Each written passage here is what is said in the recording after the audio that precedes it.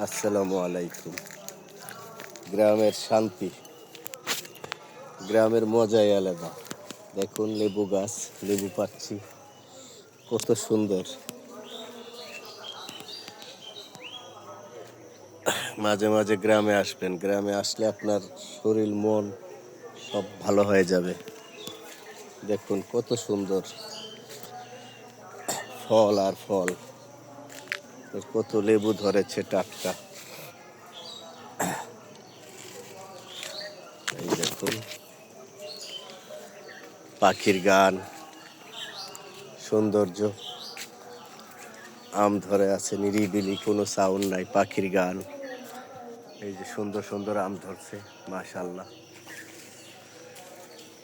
গ্রামে গ্রামে যারা আছে তারাই শান্তিতে আছে। এত সুখ, এত শান্তি।